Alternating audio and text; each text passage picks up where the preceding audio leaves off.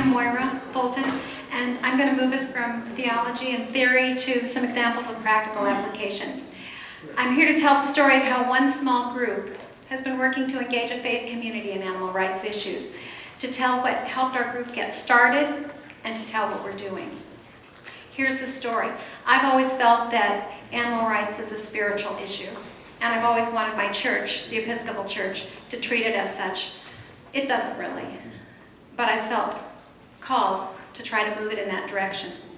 And so for many years, I've sat on my diocese environmental committee, mostly because it was the only entry point for animal issues that I could find in my diocese structure. The environmental committee accepted my suggestions to craft our mission statement to include compassion for animals, and they listened respectfully to my statements about animal treatment and the carnivore climate change connections. But I couldn't figure out how to get any really substantial animal-related work going with this group. And so finally, 2 years later, I sent an email to the chair and politely said that I was resigning. To my surprise, she replied to me that very day and asked me to stay and create a subcommittee to address animal issues. She did that because she had just been notified of a resolution passed by our national convention, the National Convention of the Episcopal Church, and that resolution is called Merciful and Humane Treatment of God's Creatures. It urges each diocesan environmental commission to provide information to educate our congregations about decisions that would affect the lives and health of endangered species, farmed food animals, and domesticated animals. This resolution is what initiated our work and what sustains it. Most faith groups have national and regional conventions where resolutions and/or statements are passed that address a wide array of issues. Knowing about the animal-related resolutions or statements for one's faith community that have been adopted by their national groups can provide a really powerful starting point for engaging your local or regional church, synagogue, mosque, whatever. But too often, these resolutions and statements aren't known about by the average lay people. But here's some helpful information. The HSUS website has a list of religious statements on animals. It contains statements and resolutions for Christian denominations, Judaism, Islam, Hinduism, Buddhism, UU, and others. Once we became aware of the National Episcopal Resolution, our first step was to form a group to begin the work of educating churches about decisions that affected these endangered species, animals raised for food, and domesticated animals. So I put a notice seeking animal-friendly volunteers out. It was emailed to all the churches in the diocese, was put in the newsletter, and it was on our website. Our diocese includes all of Western Washington State. That's Bing back there barking. He's on to this.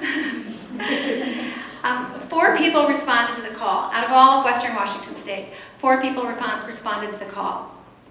The 5 of us make up the Diocesan Task Force on Animals. And we've now worked together for 2 years to help congregations and individuals to think, pray, and relate to animals in ways that influence compassionate choices and actions, to help churches honor and celebrate the sacredness of all animals. I'll tell you quickly about the projects that we've implemented over the past 2 years. We started with St. Francis Day Sunday, which occurs in early fall. You probably know that St. Francis is the patron saint of animals, and so this seemed like a good day to introduce our task force on animals to the diocese. We chose to focus on domestic animals for St. Francis Day. We wanted to do something that would bring compassion for them into the mainstream of parish life. We prepared materials and asked the bishop to email them to all churches in the diocese. That's 110 churches in Western Washington State. The materials included an insert on Sunday bulletins with examples and suggestions of compassionate choices that individuals could make for animals, and also suggestions for things that churches could do to honor and celebrate domestic animals throughout the year.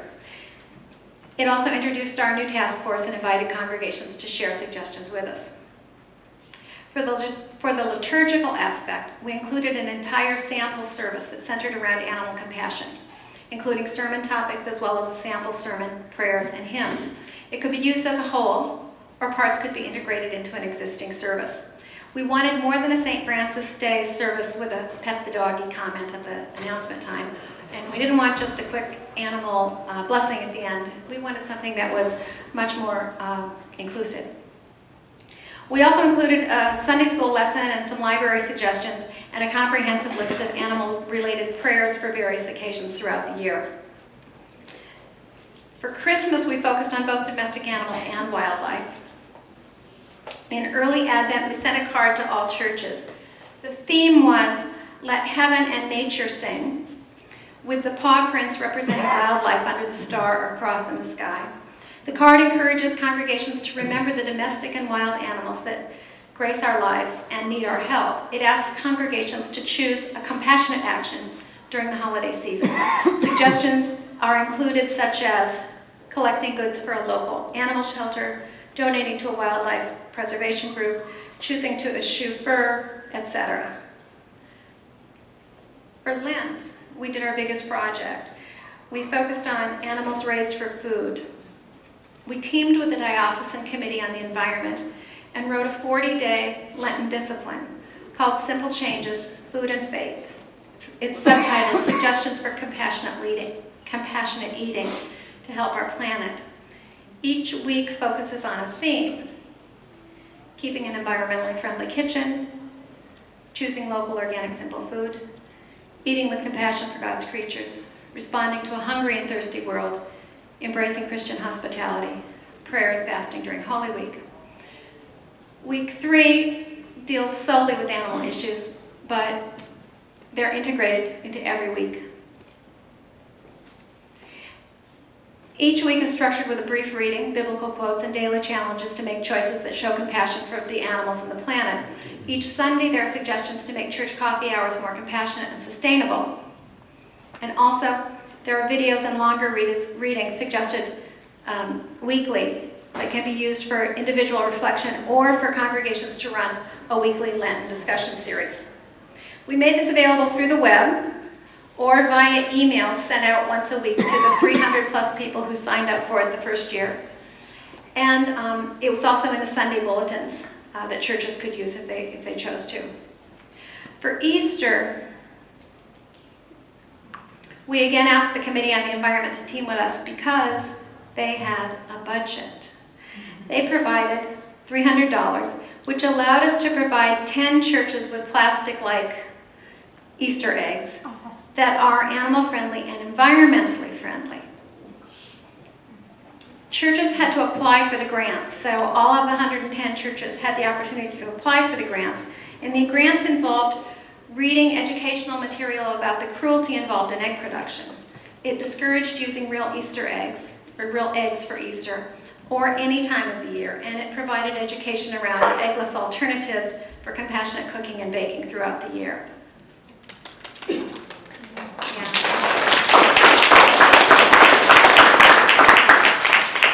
Our Thanksgiving project isn't finished yet, and we hope to roll it out this fall. We're creating a guide called Eating Together in a Dietarily Diverse Society. Dietarily was actually in the dictionary. As we all know, sometimes when people become compassionate and aware about animals, it can put them in conflict with others, particularly around issues related to food choices. And so we wanted to focus on how to bring in compassionate choices and maintain hospitality without making it an us versus them situation. The guide provides suggestions for omnivores, vegetarians, vegans, and it emphasizes communication as well as recipe ideas. The Cathedral Day project is also in the development phase. Once a year, the diocese is invited for a day of family-friendly games, fun, and food at the cathedral. We plan to include activities that help kids and others embrace animals as part of our church lives and to ensure that there's a lot of vegan food that's highly visible. So this slide shows the parts of the church year for which we've developed projects so far. And this slide is a list of projects that are in the early planning stages. We're planning a website that will house our project materials. It'll have resources for congregations and inspire compassion. We're considering starting an online book group through the website, and it'll allow for threaded conversations across the diocese. We're also hoping to offer online retreats on topics such as sharing creation with all of God's creatures. A retreat would be structured around a series of activities that could last over a week or over a weekend. It could be done individually or it could be done with a group, and it would include readings with questions to consider, guided prayerful meditations, and journals. We might possibly partner with a multi-faith, in a multi-faith wildlife workshop that a ministry student we know of is investigating. And we hope to draft advocacy letters for situations such as elephants in our local zoo, wildlife legislation, etc. And we're hopeful that our bishop will sign these letters. We believe that that will happen. So that concludes the work that we've done and that we currently have planned for the future. After a year of working together, we've created a mission statement which reads simply, recognizing that each animal life is beloved by God the Creator, the Task Force on Animals assists the Diocese of Olympia in honoring the sacredness of all animals and seeking the reconciliation of all creation. To accomplish this mission, we hope to celebrate the sacredness and worth of all animals, give voice to every creature by advocating for love, compassion, and justice for all animals, encourage understanding of ways humans and animals affect each other and the environment, educate about cruelty, neglect, and disregard toward animals, and support spiritual needs during times of animal adoption, blessing, illness, death, or grief. Finally, let me say that we have learned that to be most effective in our work, it helps when we engage people through what we have in common. It helps when we're inviting and inclusive and not confrontational, when we inspire compassion and not guilt, when we find small ways that people can make changes that are easy, practical, sustainable, and when we stress the idea that one person can make a difference. And finally, when we're persistent and we're patient, because this work takes time. We want people to care about animals and see that as part of their religious calling. There are many ways to come into the circle of compassion and animal rights work. It can be vegetarianism, shelter and rescue work, religious teaching, someone who loves their dog and is curious. Whatever it is, we have to look to find what we all hold in common, and we have to work from that. So that concludes my remarks, and I think we're ready for question and answers at this point.